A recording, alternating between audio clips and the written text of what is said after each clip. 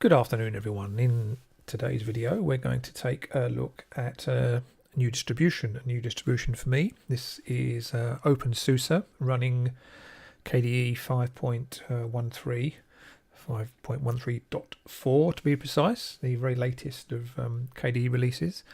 As you may know, if some of you have seen my previous videos, I'm used to running Debian 9, Debian Stretch with the Bunsen Labs distribution, primarily, which is an open box distribution, a much simpler, a very lean and simple, bare bones type distribution.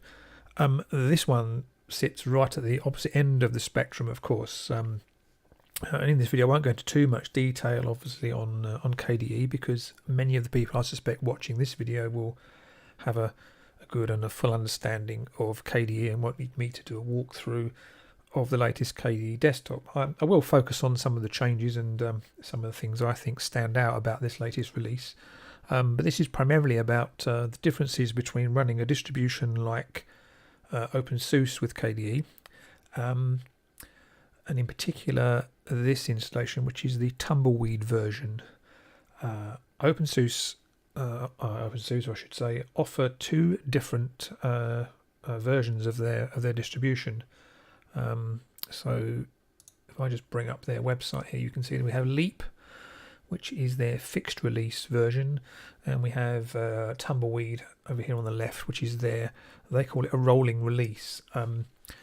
Rolling stretches the definition of a rolling release slightly, and I'll come on to that shortly. But I'll run through the topics that I've basically selected today to run through. So we're going to look at the Plasma desktop on OpenSUSE to start with. We're going to discuss the pros and cons of rolling versus static releases. We're going to take a look at some OpenSUSE specifics, such as snapshots and snapshot ratings. And we're going to look at why you might choose Tumbleweed over, for example, the closest competitor in my opinion, which is KDE Neon. KDE Neon is their KDE owned distribution. They don't like to call it a distribution. It is a distribution. They provide it. They host it on their web servers. It's basically Ubuntu 18.04 base on which they place their own desktop environment with a number of changes, and that's why 4 months after Canonical released 18.04, we're only just now seeing the first glimmer of Neon 18.04 coming along. So clearly they put work in, and clearly they changed that to some degree. So I'm going to call it a distribution, and if they disagree, then they disagree. And finally, we'll look at some final thoughts on this compared to what I've run previously and other distributions that are out there. Okay, so to get into this to start. You'll notice the desktop here. Those of you who've seen my previous videos will probably recognise the wallpaper. It has changed. This originally was an OpenSUSE wallpaper. I, of course, ran this on my Bunsen Labs installation, but I actually ran it. Let's get rid of that. Let's just bring up, where are we here? Desktop configuration. You may recognise this from previous videos. Maybe this one here.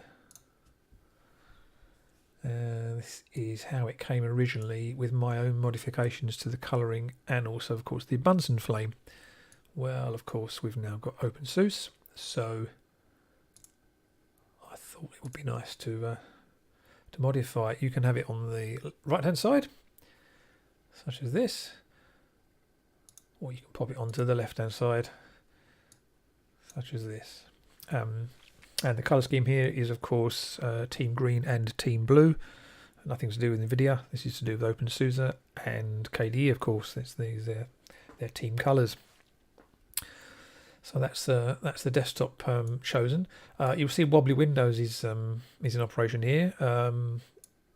Bit of nothing like a bit of eye candy, especially for someone like me who's used to OpenBox and Debian stable. Makes a nice change. But anyway, we'll cancel that. So I've got the Breeze Dark theme enabled on this at the moment. KDE does dark theming, I think, by far the best of any distribution. Most of them, to be honest, are a dog's breakfast. You'll find that even if the overall theme on some applications looks okay, you'll open another application and it will be a total disaster. You'll find a mix of light and dark icons. You'll find things like your sliders, where you should have clearly defined points where you grab it with the mouse, are missing. Very inconsistent, whereas the Breeze dark theme actually gets this stuff right. So full marks to KDE. They've got it right for a long time now. It's been many years that they've had this theme available, and it works without any modification. And ditto the Breeze icon set. There are some alternatives you can use. I mean, there are the Sardi icon sets from Eric Dubois. There are lots of good icon sets around at the moment, but you can't really, again, on a KDE desktop, you can't really beat the ones that come supplied, in my opinion, which is very unusual. You bring up a GNOME desktop and look at the ghastly, horrible things they provide out of the box, and then you contrast that to KDE and see how we go. One of the big features of the KDE 5.13 desktop, of course, was background blur on windows and menus. Now you may well think, okay, that's a fairly trivial thing. You know, you probably, if you were running 5.12, would you really want to upgrade to 5.13 just to get background blur? Well, probably not, but it's not quite the gimmick that perhaps it first appears. You can see it here on the menu. You can see the green and blue from the background starts to come through on the menu when you click this. But also, if you go into one of your applications, so let's bring up. Here we go. Let's have a look at Kdenlive. So we'll fire up obviously one of KDE's own applications. It's a Qt application, and if you hover over the menus, what you'll notice is that the background to the menus is blurred. Why is that important? Well, many distributions make a big thing about transparency. I don't wish to knock Arco Linux, but if you go and have a look at some of the Arco installations, fantastically well put together in terms of eye candy. Lots of transparency going on, lots of kind of floating icons and things all over the place, which is great until you go in and try a drop down menu and you find that because it's transparent, all of the text behind shows through and mixes with the text on the surface, and the damn thing becomes a bind to read. At least with the KDE Blur, you can enable your background transparency and you're still able to read the surface text. So I think that's actually a good feature and not just a gimmick. Doesn't work in all applications, unfortunately. I've noticed some GTK applications on here don't work, and for some peculiar reason doesn't seem to work in the Chromium web browser either. So there's still a little bit of work, I think, there to do on the KDE side to get that to be more consistent, I think, across the board. A slurp of coffee. Right, okay. So obviously Kdenlive, I don't usually use Kdenlive. I normally not on KDE, so I'm usually using an alternative video editor. But while I have this up and running, I'll be editing this video and the next few videos in Kdenlive. It's again, look at the theming. It's fantastic. That dark theme really, really works. I've seen this on other nameless installations and it looks awful when you try and apply a dark theme. Now, part of that's because it's a Qt application and often it's running on a GTK desktop. But that's not always the case. I mean, it just does make a fantastic job of it. Another application I've installed on here is Alisa. Now I'll bring that up.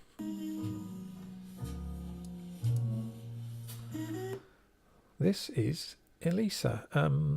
As you can see, it's a music player. Now in my last video I talked about Quadlibet as one of my favourites. You may be looking at this and thinking, oh, this looks very, very similar. Well, it is very, very similar on first glance. It doesn't have anything like the degree of customization of Quadlibet. That's good and bad. It's good in the sense that it's a nice, simple music player, and for the most part, seems to be very reliable. I like the fact that it's got like an inertia in the scroll here. You click your scroll wheel, and it keeps on going, which is nice. But otherwise, it's very, very similar to Quadlibet in its basic features. You just go in and you just select something. You can either add it to your playlist over here, or you can just start playing it. There we go.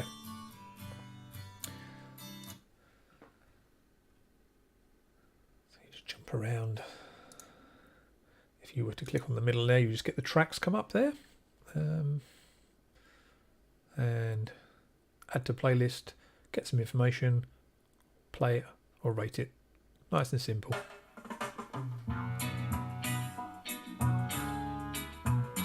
So there we go. And what's nice about this as well is at the top here, the top bar here adopts the colours of the track that you select. You see there, the red and the green. It's taking from the album cover, which is excellent. We go on to Equinox, Jean-Michel Jarre, and we get the greys and the blues. So very nice feature. This is fairly new. I don't think this has been in the repos for too long. I think back end of 2017 is when this first appeared. But it's a nice addition to the KDE suite of applications. Hopefully this will become the mainstay within the kind of KDE armory of music players and media players, I should say. So that's enough of that. As I say, I could walk you through this, but you'll have seen most of this before. The only real differences on here, of course, is that OpenSUSE uses Yost, which is their system administration tool. Let's bring that up there. Need to super user password. It's basically a control center. So this is a system level control center. So it sits behind your desktop, your chosen desktop. So whether you had GNOME or whether you had KDE or XFC, whatever on this, this sits behind it. And you can do many things on here. You can change your bootloader, for example, which is a very nice feature. I did this recently in order to get rid of the inordinately long delay when you start up while it sits and waits for you to make a choice. Don't really need to see why you need to wait 8 seconds to choose between two options. But there we are. So I recently went in and changed this back to 2 seconds, which is plenty of time. But it makes it nice and easy. It means you can avoid using the command line, and you can go in and do some system level information, system level changes right here within the GUI application. You can set up your printers here. Your hardware information is all in here. Your scanners, online update. You probably don't want to use that here at the moment, and I'll tell you why when we come on to snapshots and ratings in the next section. Your partitioners in here as well, so the obligatory warning whenever you do anything to do with your hard disks, and anyone familiar with gparted will recognise this is extremely similar. You'll notice that the theming has gone, the dark theming has gone. This tends to happen on most distributions when you go into anything with root privilege, and it's done not because they can't be bothered to extend the theming. It's done to make you fully aware that you are in a part of your desktop where you have root privileges, and you should be very careful mucking around in there. You can change things. You can go into the system settings if you really wish to, and extend your dark breeze theme to this. I don't really recommend it though. It's nice that it keeps it separate. But you get the general gist. Snapper we're going to come on to shortly, so we'll come back to that. But that's Yost. That's unique to OpenSUSE. No other distribution has this. Very useful for system admins. Of course, the kind of origins of OpenSUSE and the SUSE company itself are in corporate provision of paid for server services primarily. So that's where most of this, or a lot of this rather, will come in very handy. Limited use for a home desktop user in many instances, but it's there if you want it. What else have we got installed along here? Installing and removing software. This is kind of like your Synaptic. Again, it's Yost 2. And again, anyone familiar with Synaptic will recognize this. You put in here what you're looking for. For example, let's look for Thunderbird email client. And there we are. It comes up at the top. You would click yes on there. You would click accept. It'll give you the usual warnings about you're about to modify your system, and off you go. It installs it. It's very quick. It's very efficient. I've had no problems with it whatsoever. Seems to work very well. It is a recommended way to update your system. I do not recommend that you use Discover on Tumbleweed. There are a number of reasons for that, but you have to be very careful how you update Tumbleweed.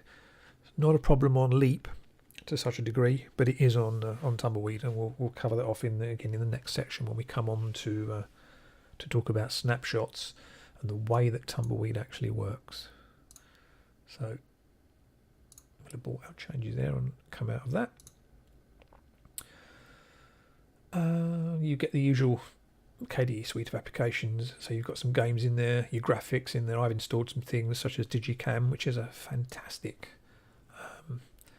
photo management application. I mean, it includes not only the ability to display and catalogue your photographs, but also the ability to do some quite detailed editing on them, such that you probably don't need to install a dedicated photo editor program.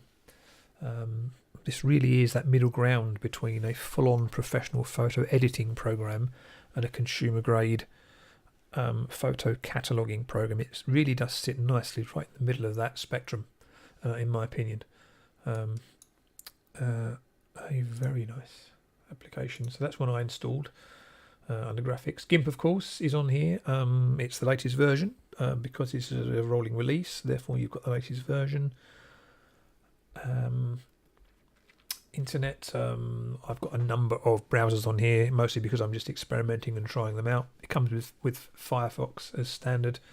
I've also installed Falcon, which is a Qt-based browser, and a very good browser in my opinion. It's definitely got some promise.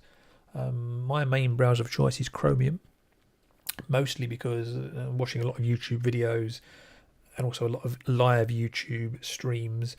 Chromium seems to play nicely, whereas some of the others can sometimes glitch and throw their toys out of the pram. So I prefer not to use anything Google related, but there we are. Sometimes needs must. The usual suite of the usual PIM suite. So you've got your Kmail on here, your conversation, etc. Telegram desktop is on here as well. Again, I installed that.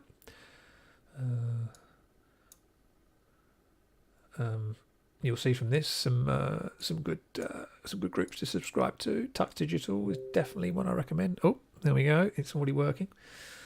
Destination Linux, of course, and Biddle is also part of that. I've got the KDE Neon users group on here as well, because this is KDE, and that's where you're going to find quite a lot of KDE information. And the Ubuntu podcast is always a good listen, and it's nice to go in there now and again and find out what's coming up. We better close this off because this is just going to annoy us now with these pop-ups. So let's make sure we close the right one and not the screen recorder. There we go. This is nice, by the way. This is a way that GNOME users take note and watch very carefully. Look, status and notifications, lots of them. Excellent. Sorry. Get off my high horse now. What else have we got down here? Spotify is not in the OpenSUSE repos because it's proprietary software, but there is a community build and it works extremely well. So again, we click that, up it comes immediately, logs us in, and we can go ahead and we can browse through our collection here. We can just select something, or let's just what should we do? Jazz. Anything will do for now, just to show that it works. There we go. Interesting. Right, okay. There's a bit of Spotify. Okay. What else can I show you on here at the moment? Good old Dolphin, of course. Dolphin is by far the best file manager in Linux. And it's a damn shame it's only available and only really works properly if you use it within the KDE Plasma desktop. This would be fantastic if it were more widely available. Probably blasphemous, but someone really should try to do a GTK version of this so that it can be more widely used, because the functionality of this thing is just so far over and above many of the competing file managers. I mean, things like just split view available straight away there. So, you know, loading up 2 different drives and dragging files backwards and forwards and moving things across, so much easier on this than it is on some other file managers. But I just want to take a moment to talk about rolling and static releases, because as you'll know, my previous release was a static release. It was Debian 9 with OpenBox. And the question often comes up as to the pros and cons of both. Now, to my mind, a lot of that depends on not just the access to more current applications, but also the desktop that you use. Now, something like OpenBox or XFCE, to a slightly lesser degree Mate, but I think that would also come into the same category. LXDE, for example, those have a very slow rate of progression. So what you'll find is that 6 months, sometimes a year, sometimes 2 years can go by, and you'll find that little, if anything, has changed, at least on the surface, and just in terms of overall functionality of those desktops. Therefore, in my opinion, those are far more suited to use on a static release, such as Debian 9 or one of the Ubuntu LTS releases. Because other than the applications, the desktop isn't being updated regularly, and therefore there is far less need to jump around in order to get the very latest desktop experience. KDE is a little bit different. KDE has a very large and active community behind it, and it is constantly changing, and I mean constantly changing. Anyone who's used Neon, which is their in-house rolling release, will know the almost daily barrage of updates which are coming through on that to install, where the thing is constantly rolling along. But not only that, but the actual desktop itself is updated very frequently. So we're now on 5.13.4.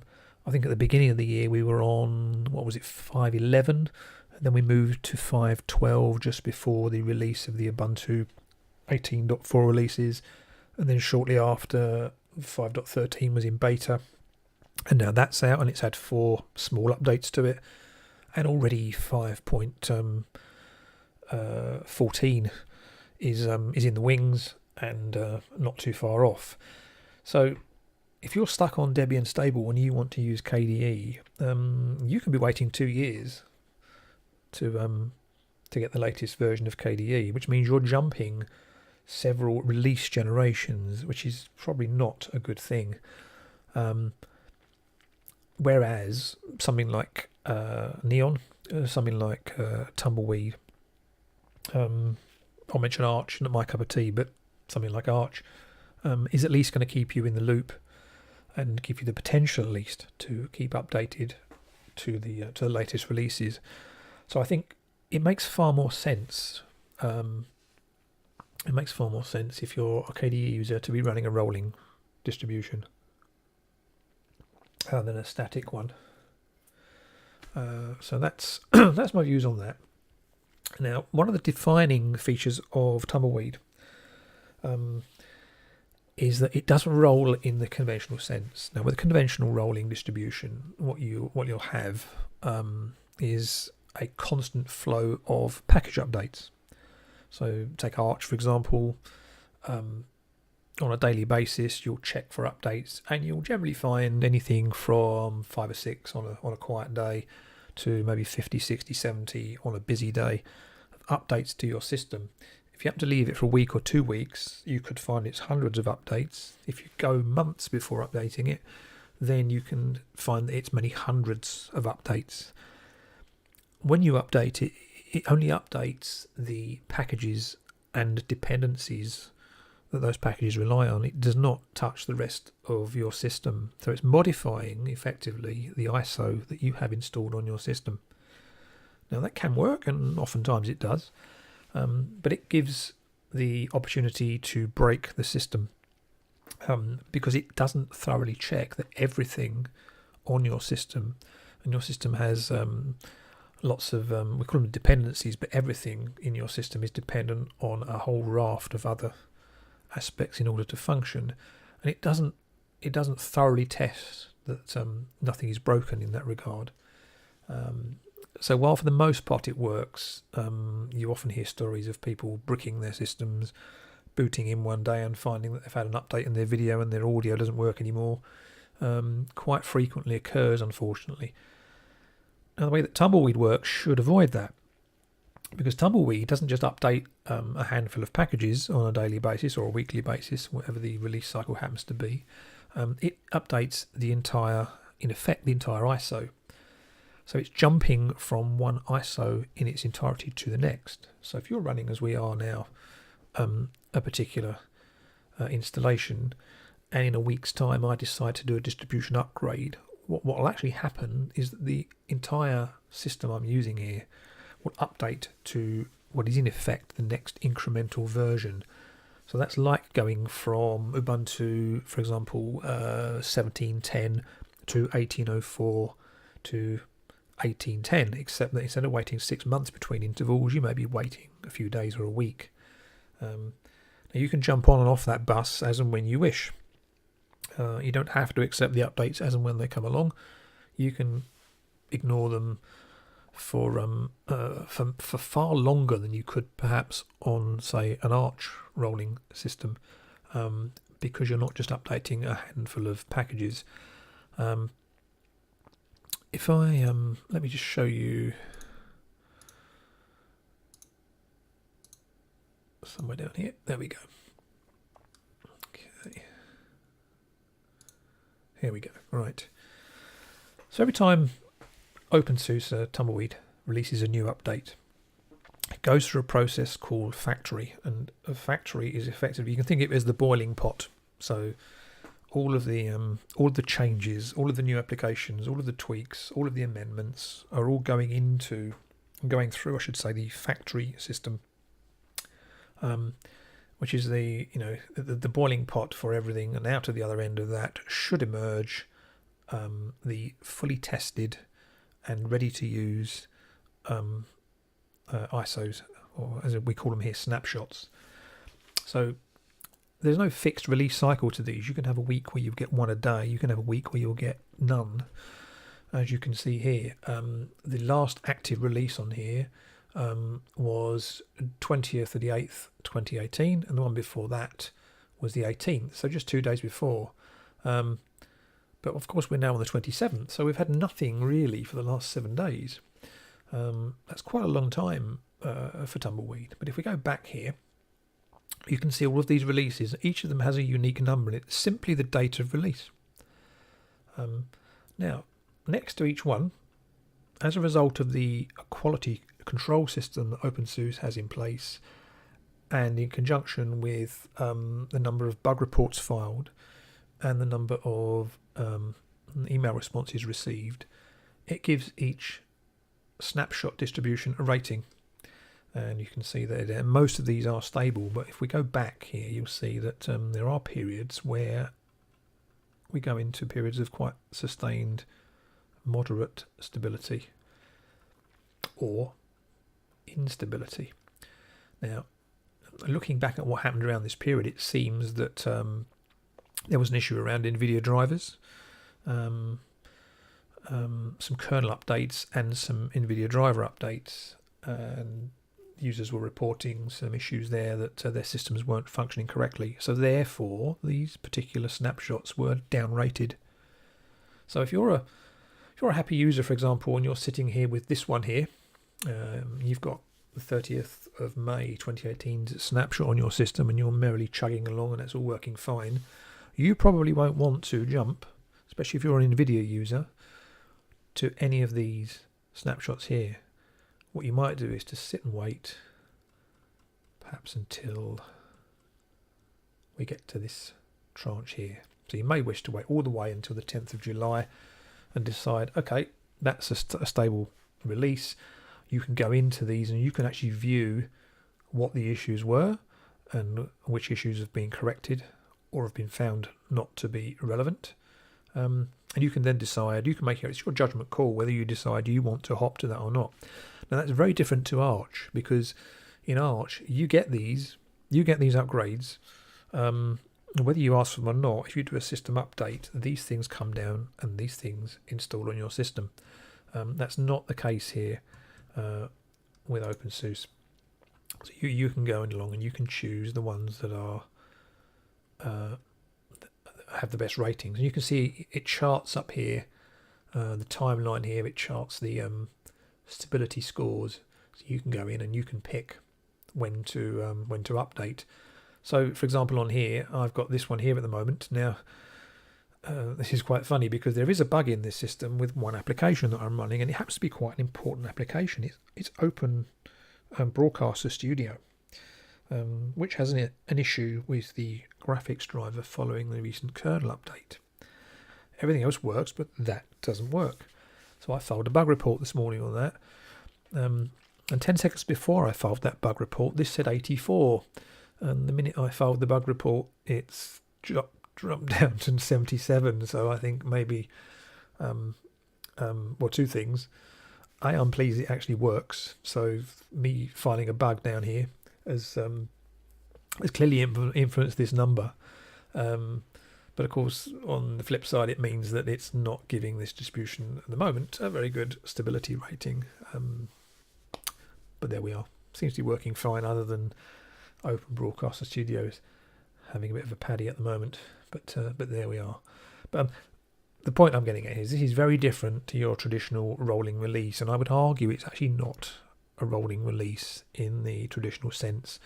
What you're doing here is you're hopping between minor distribution updates effectively, which in theory should make for a far more stable system, far less prone to breakages. Now, the other useful thing about OpenSUSE, of course, is before we go on to that, let's just let's take a look at this as well. You can pull up your own system information via the web page we just looked at there, and it'll show you your current Tumbleweed version. It'll show you the snapshot that you're currently using, and it'll show you what's currently cooking in the factory. So it shows you what is currently being prepared for release in the next Tumbleweed distribution release. So you can see here which areas are due to be changed from and to which version. So if you know that there is a particular vulnerability in your system where you typically have an issue, you can look at this, and again you can make a judgment call as to whether or not you decide to upgrade. We can see here, for example, that ATI video, something's happening to do with the video driver there, and you can track along here what those changes might happen to be. The kernel, of course, we can see here that 14.8.0 is what's currently installed. What's cooking in the factory ready for release is 14.18.5.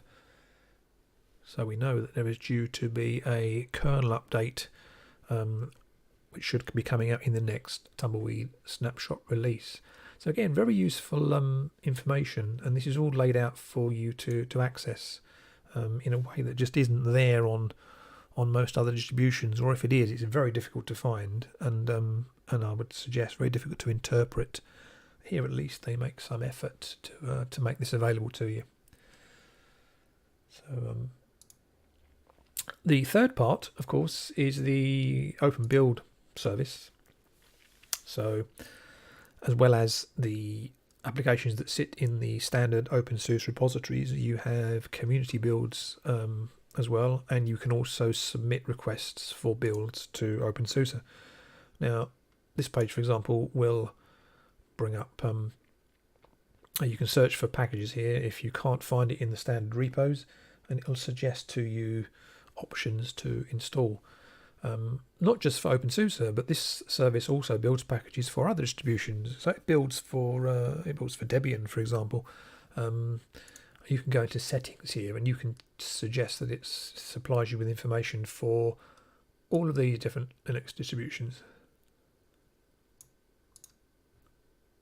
You can show development packages, language packages, and debug packages as well if you wish, or you can just stick to the standard stuff. So, for example, I've got Spotify installed. Spotify is not in the OpenSUSE repos, so let's search it here. And lo and behold, we find Spotify. Spotify client is the desktop Spotify music player. So if we select that, what it will do is show you the packages available. Now, what it's saying here is that there are community packages available. So we're on Tumbleweed. So if we click here, it shows us the versions of this package which are available. They all happen to be the same, but from 3 different community developers. So all you would do in this instance is just click on one-click install. That will bring up the Yost installer. It will suggest to add the repository that hosts this application, and then it will go ahead and install the application for you. Now you can stay subscribed to that repository if you wish, or you can tick a little box which says please unsubscribe me after I've installed the installation, so therefore you no longer remain effectively exposed to that non-standard, non-OpenSUSE repository. But it's a very useful service. I've found a few packages in here. I think the Telegram desktop client was in here, and the Spotify client, as you can see, is also in here. It's a very useful addition to that. Now moving on, I said we would talk about Snapper and snapshots some more. Whenever you do one of those upgrades, so if I go in and I select, for example, a snapshot from 3 weeks ago, and I install it on my system, I at boot get a choice. I can boot into this system here that I've installed from day one, or I can choose any of my snapshots that I've installed as well. I can't show you that because it comes up on first boot, and obviously we can't do that using the screen recorder. But I can go into Yost and I can show you Snapper, because in addition to that, every time you make a system change, so every time you install or remove software or make any kind of system level change, the file system used by OpenSUSE takes a system snapshot, which means that you can, if something goes wrong, roll your system back to the moment before you made the change, and you come in here and you find in here, you can see in here listed in time and date order the changes made to the system, and you can select those and you can roll back accordingly should you need to. This is not the same as, for example, what you might find in some distributions, things like Timeshift and Deja Dupe, I think you find in the GNOME software suite, which are general backup devices, general backup programs, which back up your home folder and all your documents and your folders, etc. This is a system backup, so it's backing up the core of your system such that if you have a major issue and you can't boot, it'll take you back to the point where you can. You can also invoke this from the command line. So if you can't even get into a graphical environment when you try to boot, you can invoke the snapper application from the command line and roll your system back. So again, another very useful, very unique feature of OpenSUSE.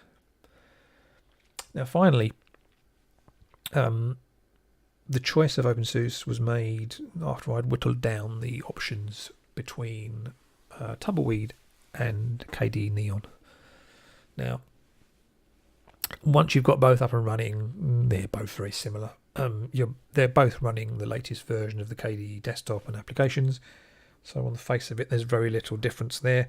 Neon gives you the latest KDE packages in the same way that Tumbleweed gives you those.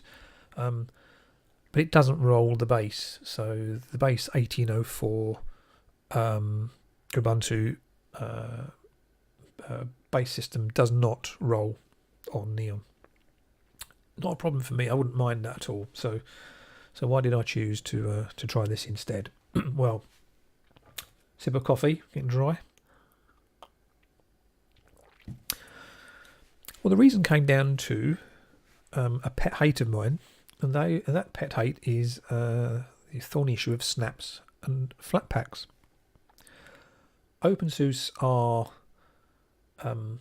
not exactly in the camp that endorses the use of snaps and flatpaks at the moment. In fact, they're quite cold on the matter. Flatpaks is baked in, so you can install flatpaks on this without making any changes at all. But they aren't exactly promoting the use of snaps and flatpaks in the same way that, for example, Canonical is really pushing along the flatpak and the snap train at the moment. Why is that an issue? Well, while I was using Neon, I enabled the snaps and flatpak backend in the Discover Software Center, and what I found was that as I went through and installed all of my favourite programs, 9 out of 10 times what it was suggesting I do was always install the flatpak or the snap version of that particular application, which meant, for example, that GIMP, instead of it being I think 30 megabyte download, is a whopping 500 megabyte download.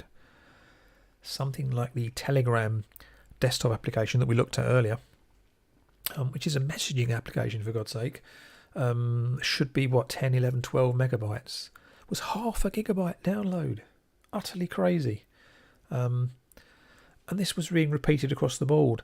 Time after time, the Software Center was suggesting the installation of snaps and flatpaks over and above everything else. And when I say over and above, everything else is buried down in the down along the scroll line. You'd have to scroll past several, often not exactly connected applications to get to the deb file install that you really wanted to install. That to me points a particular direction of travel. It means that Canonical is really pushing that particular way of building an operating system. It doesn't chime with me. I currently still regard flatpaks and snaps as something to be used only where absolutely necessary. So if you can't find a particular application in your repo and you must have it, then by all means go ahead and use a flatpak or a snap. If you really, really must have the latest version, perhaps because the old one isn't particularly stable, then again, there's a fair case for it. The recent use of wine packs, where you've got the Windows layer wrapped in to the pack as well, and you've got wine wrapped in order for the Windows application to run on Linux. Again, I get that, and I can see why that's the case. The rest of the time, I'm sorry, no, stick to RPMs, stick to debs. Those are really the best way to install software, and my fear is that by pushing along the snaps and flatpaks route, the research and the time and effort that should go into kind of more standardization across the other forms installation will get lost and pushed to one side, and it'll be all aboard the snaps and flatpaks train, and that's really not for me. I mean, to me, quite frank, they're bloatware. They're not particularly elegant solutions to software engineering, to my mind. So that was a big factor in opting for OpenSUSE over KDE Neon, because Neon, of course, is built on the canonical 1804 base, and therefore it digs into their software center. Lastly, don't use Discover. Not that I particularly have anything against Discover. I think it's improved massively. Discover is the KDE Software Center. If you're on Ubuntu, if you're on Debian, no, fill your boots, use it. It's fine. It doesn't have any issue. Can be a bit glitchy now and again, but so can most software centers. Don't use it on Tumbleweed because it will suggest system updates. And as we've discussed previously, the way that Tumbleweed updates, it needs you to do a distribution upgrade from one snapshot to the next, and you really need to be doing that in the terminal, using the terminal command, which is zipper dup, zipper distribution upgrade. That will take your system from where it currently sits to the next available released OpenSUSE snapshot. Alternatively, if you wish to go for an older snapshot, then you can install a small command line application, again, which lets you flip between and install multiple snapshots on your system.